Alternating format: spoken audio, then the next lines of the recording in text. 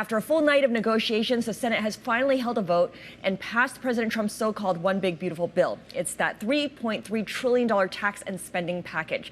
The president had wanted it on his desk by July 4th. It now goes to the House, so it's not clear whether that deadline will be made in time. Let's go now to Bloomberg Washington correspondent Tyler Kendall, who's at Capitol Hill with the very latest. So, Tyler, who were the three Republicans who did not end up voting for the bill?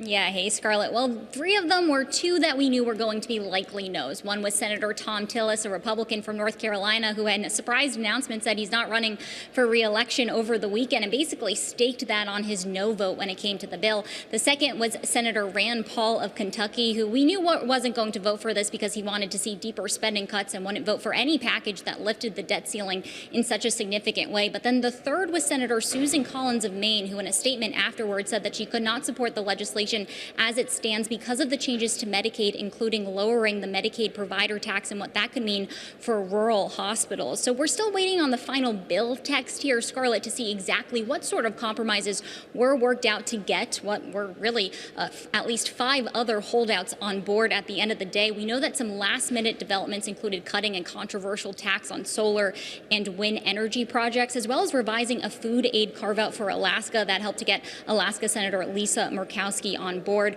I would point out that some of the loudest fiscal hawks in the Senate ended up voting in favor of this, including Ron Johnson and Rick Scott, who had really been withholding their votes until the final minutes here, which leads us to the next point, which is that this bill is next headed to the House, where we are already starting to hear clamoring from some of those House Freedom Caucus members who are concerned about how this bill adds to the national debt. Okay, so there's that angle, but then there also is the SALT caucus that was very concerned about the state and local tax deduction as well, especially the way that the Senate was less concerned about that provision. What do we know on that front? So it appears that the so-called SALT caucus is relatively happy with the compromise that they did get out of this Senate bill. It will keep that cap at $40,000 for 5 years.